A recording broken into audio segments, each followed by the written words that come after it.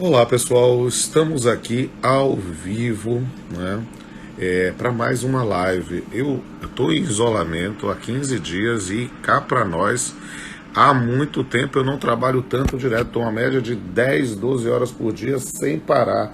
É live, é entrevista, é aula online, então estou tendo essa oportunidade de conversar com vocês mais uma vez e dizendo da oportunidade de estar servindo também a cada um de vocês. E hoje nós vamos ter uma live especial também. Sabe que eu estou tenho buscado sempre diversificar. Ninguém aguenta falar só de coronavírus especificamente ou dos efeitos trabalhistas. Tá? Tudo isso é importante ser, mas eu tenho falado dos efeitos trabalhistas, dos efeitos civis, mas tenho conversado sobre aspectos de filosofia, tenho conversado também sobre a situação das pessoas em geral, né? Entrevistei um casal lá em Portugal, entrevistei também professores que estão em Portugal, vou entrevistar a professora Karina Fritz na Alemanha, né? Então estamos com uma quantidade enorme de informação disponibilizando ao vivo, né? Entrevistei até o nosso maestro, né, Carlos Prazeres também, né, trazendo também uma perspectiva da nossa atividade, na atividade dele musical.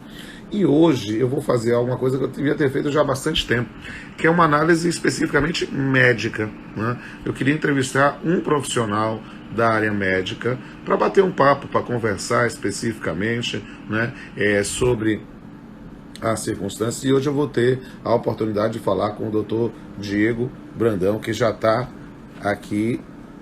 Eu vou autorizar. Eu já pedi aqui. É que um monte de gente pediu para entrar e falar comigo ao mesmo tempo. Eu tive que fazer essa triagem aqui. Doutor Diego, eu sei que você já. Aí, ó, ele aqui já Tudo está. bom, doutor?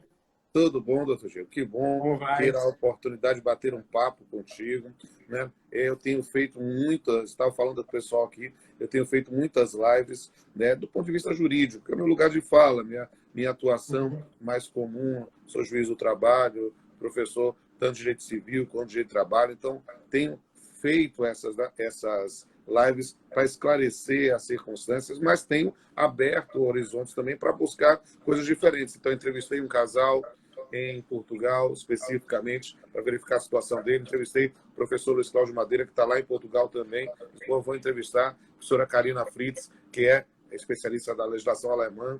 Entrevistei o maestro Carlos Prazeres, também especificamente para ver essa questão dos reflexos na OSBA. Entrevistei também, fui entrevistado pelo Dr. Alain, lá do Ceará, especificamente dos aspectos filosóficos, mas eu disse, eu preciso ter um momento para falar um pouco sobre medicina, porque esse é um momento especificamente muito especial, né? É um momento inédito na história da cidade, do estado, do país, do mundo, em que a gente tem, ainda mais pelo acesso à comunicação, né? Nós recebemos nos nossos grupos de WhatsApp, né, uma quantidade enorme de informação que pode corresponder à realidade, pode ser histeria, pode ser paranoia, pode ser fake news, pode ser manipulação política. Então, isso, na verdade, em um momento em que, às vezes, por causa das paixões políticas, as pessoas estão, às vezes, desprezando o conhecimento científico, eu disse, não, vamos botar um freio de arrumação nesse ponto. A gente pode conversar de forma aberta, leve, especificamente, né, para entender um pouco essa situação, também na perspectiva médica, científica. E aí eu tive as melhores referências do senhor, né? Um jovem um médico, gastro, emergencista de um hospital aqui que é importantíssimo na cidade de Salvador, né? E que também tem uma forma leve de falar, faz live, emergencista também, é humorista Uhum. nas horas vagas, eu já vi lá no seu Instagram. Então, vamos ter aí uma oportunidade de bater um papo e as pessoas verem. Aí comecei já a falar, sempre numa live a gente começa falando um pouquinho mais amplo, né? Aí eu vou aproveitar a oportunidade de dizer para o pessoal, olha, gente, e hoje saiu a MPM, de episódio 936, eu vou fazer várias conversas hoje também, né? Vou sair daqui, quando terminar aqui a nossa live com o doutor Diego, vou dar aula, né? Porque eu estou fazendo aula remota pela Unifax, então vou dar aula para meus alunos de base de relações privadas, mas volto de noite às 8 horas com uma live especificamente só eu mesmo, falando sobre a MP 936, e aí eu encerro a live 8 horas, para 8h30 fazer um debate aí, não vai ser mais no Instagram, vai ser no canal do YouTube do SES, né? Com Renato Saraiva, Vória Bonfim e Otávio Calvé, sobre a MP 936, a legislação trabalhista em geral. Vai ser um papo que vai durar aí pelo menos 1h30, porque quando der 10 horas, eu termino e começa aí outra live, especificamente, mudando o corte, eu trabalho com muitas frentes, com o trabalho científico, metodologia do trabalho científico, pessoal que vai fazer TCC, está todo mundo fazendo online as coisas, então eu vou estar disponível. Então, feita essa abertura, que é possível, a gente precisa dizer essas coisas, até para o pessoal ir entrando aos poucos, né? E mandar um abraço para todo mundo que está nos vendo aí ao vivo. Já temos 114 pessoas nos vendo nesse momento. E aí, dizer a oportunidade. Sigam aí no meu Instagram, R. Pamplona Filho. Siga o Dr. Diego Brandão também aí, para conhecer um médico que também é humorista. E me vejam especificamente nos nossos 2 canais no YouTube. Canal Pamplona e canal Papiano com Pamplona, que esta live, inclusive, vai ser baixada lá para a gente ter a oportunidade de divulgar e o doutor Diego também falar. Já falei demais, já tive a oportunidade aqui de dizer, e aí quero ter a oportunidade de ouvi-lo também, o senhor se apresentar, e a gente já começar a falar sobre a parte histórica do coronavírus.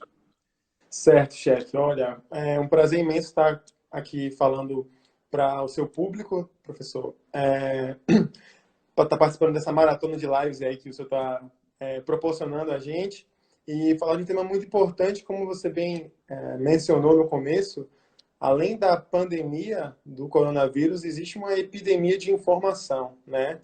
A infobesidade, todo lugar que você vai, que você liga a TV, nos seus grupos de WhatsApp, sai alguma coisa, alguém encaminhando desde artigos sérios até a cura e, enfim, fake news, como o senhor falou. Mas a gente está aqui para tentar elucidar um pouco essas questões. Eu vou tentar sair um pouco do lugar comum, que muita gente já assim, por mais que a gente tenha muita informação, muita gente acaba já sabendo o básico do coronavírus. A gente vai começar a falar um pouco da parte histórica, né? Uma doença que começou em dezembro de 2019 em Wuhan, na China. E no começo de dezembro, primeiro de dezembro, na verdade, o primeiro caso do paciente com a pneumonia de causa indeterminada. Foram chegando mais pacientes com um quadro clínico parecido, uma febre, uma tosse, falta de ar, alterações características nos exames de imagem. E inicialmente eram 4 pacientes, eles... Tanta informação, tanta gente boa entrando ao mesmo tempo aqui. Olha, estou vendo aqui... O sistema caiu. O sistema caiu. Vou fazer aqui, enquanto eu estou se recuperando aí, já dizer, ó, estou vendo aqui a doutora Luciana Araújo, estou vendo aqui a professora Gilcilene, estou vendo o pessoal lá da poesia, lá do Tempo Poética. Tem gente de todos os campos do conhecimento aqui participando. A sua câmera virou um pouquinho. Vira aí para eu botar aqui. Eu estou vendo a sua casa toda aí. Vendo vocês. Vamos lá, vira para cá agora. E aí eu vou mandar um abraço para todo mundo. Enquanto o doutor Diego está se arrumando, diga aí, pessoal, de onde vocês estão nos vendo, de que cidade ou de que bairro de Salvador, de que país vocês estão fazendo para a gente poder ver. Aí o doutor Diego começa a falar aí, vamos dizendo aí. Perdão, gente. Estamos falando do início, especificamente falamos de Wuhan, 1º de dezembro, primeiro caso, e aí... Sim. Aí vieram mais pacientes, 4 pacientes com história epidemiológica parecida, ou seja, os 4 trabalhadores no mercado de peixes. No dia 29 de dezembro, as autoridades de saúde locais se posicionaram, falando que existia uma pneumonia de causa indeterminada, que eles estavam investigando. No dia seguinte, fecharam o mercado, no dia 30 de dezembro. No dia 1º de janeiro, houve a primeira morte. Então, 1º de janeiro desse ano, primeira morte lá em Wuhan, até então não sabia a causa. No dia 7 de janeiro foi quando eles conseguiram isolar o vírus e identificar o coronavírus. E de lá para cá, muita coisa aconteceu, né? Na linha do tempo, continuando. Dia 13 de janeiro, primeiro caso fora da China, foi na Tailândia. Aí a gente vem para 23 de janeiro, que foi uma data importante lá, porque dia 23 de janeiro foi a data do isolamento social em Wuhan. Então foi quando foram fechados as rodovias, aeroportos, a ideia de ficar em casa começou lá, nessa data. Cerca de um mês depois, dia 26 de fevereiro, né, já depois de passar por vários países. Primeiro caso no Brasil, certo, em São Paulo. 9 dias depois, dia 6 de março, o primeiro caso na Bahia, aqui na nossa cidade, em Salvador. E outra data importante que a gente tem que frisar é que 11 de março a OMS considerou o quadro, a infecção pelo coronavírus, como uma pandemia, né? Bom, como o tema do nosso bate-papo é o panorama da pandemia em Salvador, vou expandir um pouco para a Bahia, mas focar mais na cidade. Então, de lá para cá, né? Então, de 6 de março até hoje, a gente tem 246 casos confirmados. Certo. De acordo com o boletim epidemiológico, é lançado todo dia pelo site da Secretaria de Secretaria de Saúde do Estado da Bahia. Então, esses dados são referentes até ontem às 17 horas. Então, 246 casos, 2 óbitos até agora confirmados, né? Um paciente de 64 anos e outro de 74 anos. Isso dá uma taxa de mortalidade de 0,8%, tá? A gente tem que levar em consideração que não são todos os casos que estão sendo testados. A gente mora num país em desenvolvimento, a gente não tem insumo suficiente para todo mundo, então, como estratégia de saúde pública, foi optado por testar pacientes, no começo eram os contactantes, quem vinha de fora, mas todo mundo que tinha sintoma respiratório, mas hoje em dia a gente testa pacientes com quadro já moderado, ou seja, falta de ar. Não só a febre, não só a tosse, mas falta de ar. Que são esses pacientes que têm que, na verdade, procurar assistência médica em hospital. Além disso, a gente testa profissionais de saúde com quadros leves e gestantes, certo? Então, ao total, 6.000 pacientes foram testados. Travou. Olá. Oi, Totô, tá me ouvindo? Travou, tô vendo. Pronto. O pessoal me corrigiu aqui. Terceiro caso de óbito hoje, no estado da Bahia. Sim. Paciente de 88 anos.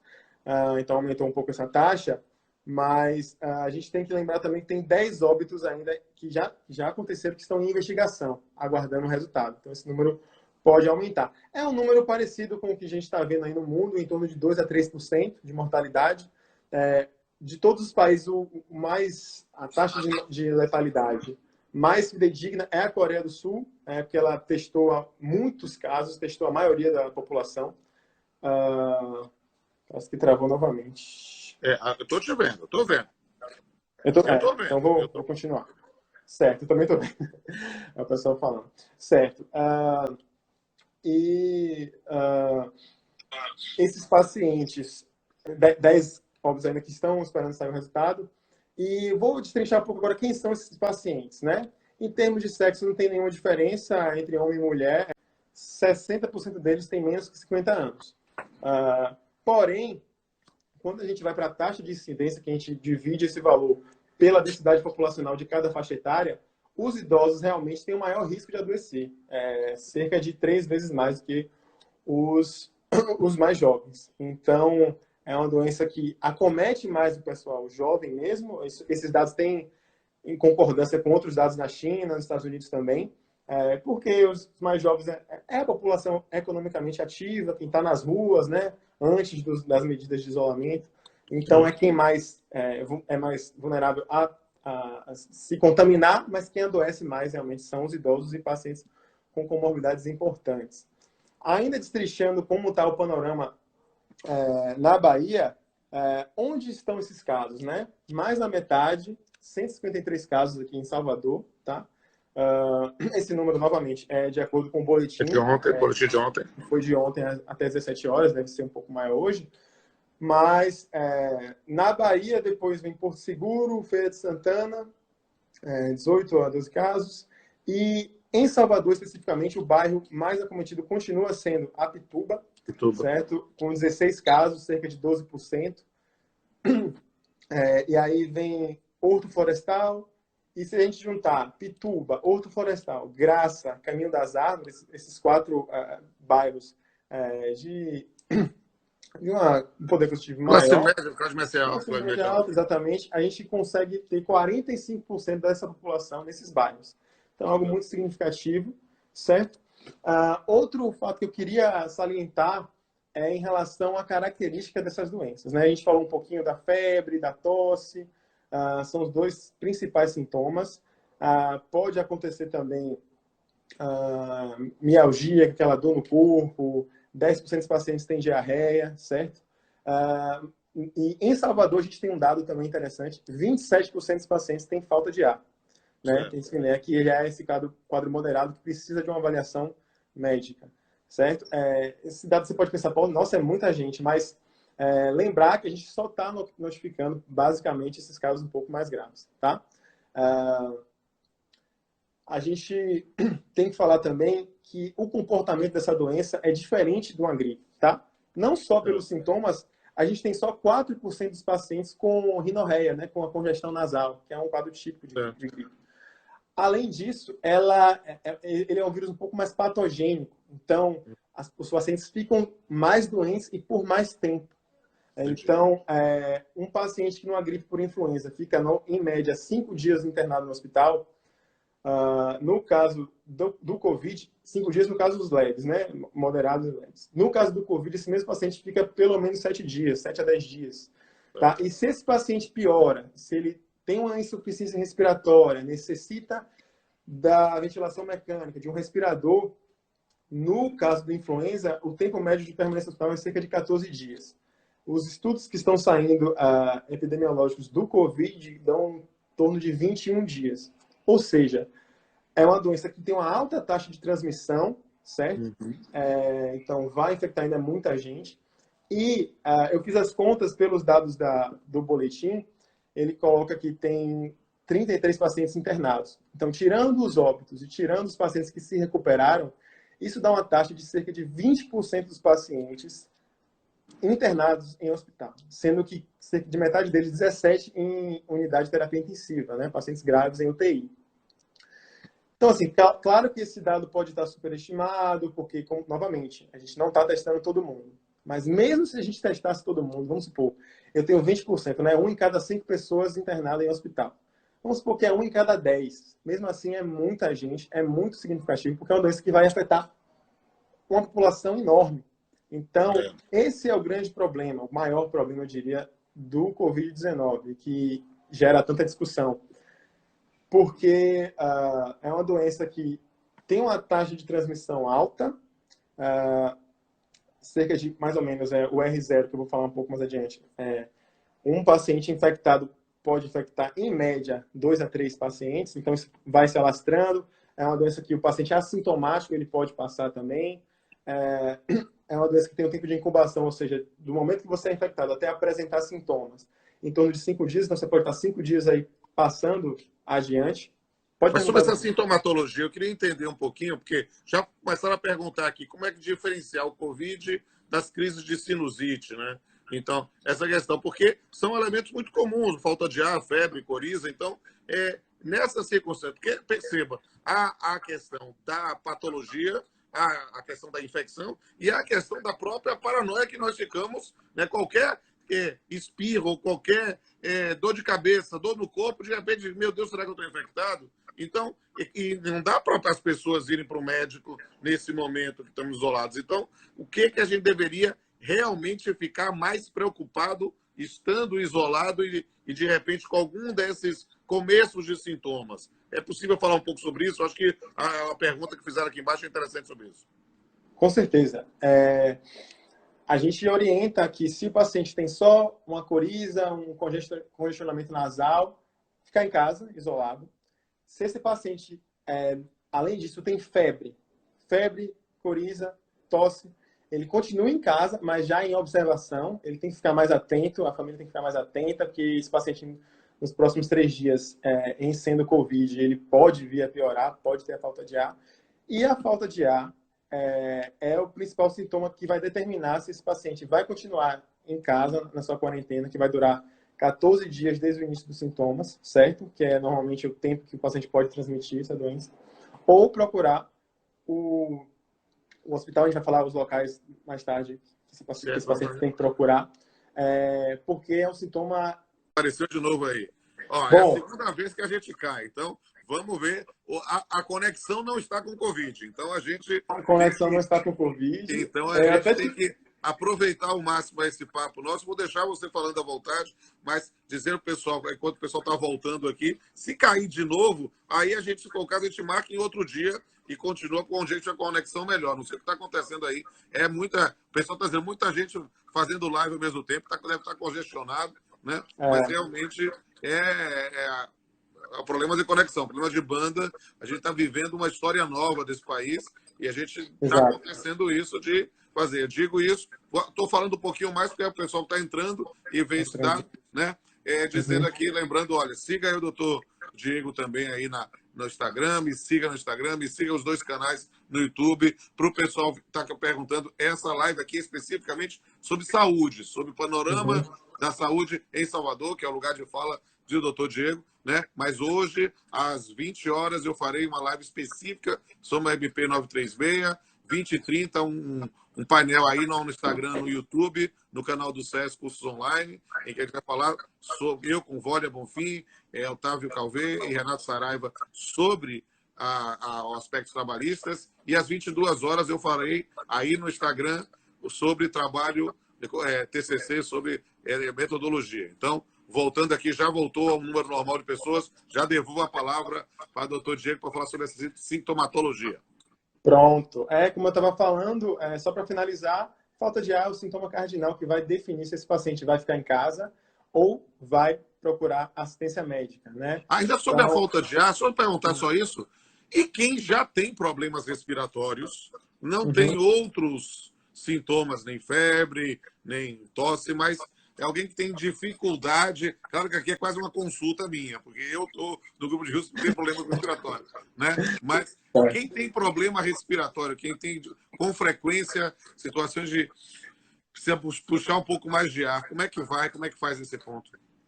Então, Quais os cuidados especiais? Certo. O paciente tem que entender como é a sua doença de base, qual a frequência normalmente que o paciente tem exacerbações. Não precisa ficar esperando ter febre para poder ir para o hospital. Na Bahia, 60% dos pacientes têm febre, ou seja, 4 de cada 10 não tem. Então, você não precisa ficar esperando a febre, mas assim, é aquela questão. Se você está se sentindo mais prostrado, você percebe que é diferente, que não é uma exacerbação porque o clima mudou e eu piorei, né? Estou piorando mais. Você sente um estado mais prostrado, essa falta de ar, ela deve ser vista com outros olhos e você pode pensar que pode estar exacerbando sua doença de base por uma infecção sobreposta, certo? Bom, continuando na questão da importância dessa doença que a gente estava falando, que é uma doença que live no canal, mas porque caí pela 3ª vez, então eu vou aqui dar um oi para todo mundo, esperar o doutor Diego aparecer, mas acho que a gente vai falar numa outra oportunidade, ou fazer o inverso, pedir para ele me ligar, em vez de eu entrar aqui. Ele entrou aqui.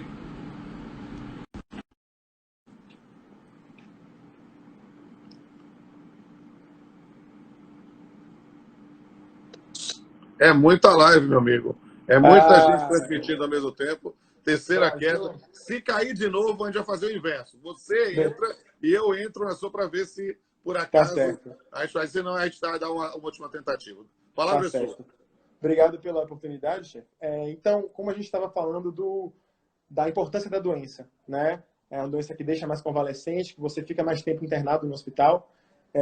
E esse tempo de internação é muito importante em termos de saúde pública, em termos de gestão de saúde. Por quê? Eu vou mudar a tela aqui para vocês observarem um gráfico que sempre tem aparecido nos jornais, a questão da curva, né? A famosa curva. Como é que a gente avalia essa curva, né? Aqui eu tenho 2 eixos, né? No eixo vertical, o número de casos, tá bom? No eixo horizontal, o tempo. Então, vamos supor que essa linha vermelha é a curva de um país qualquer. À medida que o tempo vai passando, os casos vão aumentando, certo?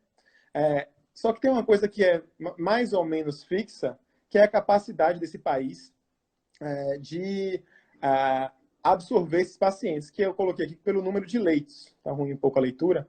Mas, assim, esse determinado país vermelho aqui, ele tem esse número X aqui de leitos para absorver esses pacientes. Lembrando que esses leitos normalmente já estão sendo ocupados por outros pacientes. Os pacientes continuam infartando, continuam tendo derrame, continuam ocupando leitos. Então, chega um momento que, se nada for feito para tentar achatar essa curva, diminuir essa velocidade de transmissão, esse país vermelho aqui, ele pode continuar nessa curva, nessa crescente, e chegar nesse ponto crítico, onde, se passar daqui, eu tenho mais doente precisando de internamento do que leito disponível. Então, a questão do isolamento social, que às vezes é um pouco polêmico, mas a ideia dele é porque já foi provado que ele diminui a transmissão, certo? Dados da China de Wuhan mostram que aquela taxa de transmissão que eu falei, que era cerca de 2 a 3 pessoas a cada paciente infectado, em Wuhan, antes de 23 de janeiro, essa taxa era de 4 pacientes, ou seja, cada um paciente infectado, ele infectava mais 4.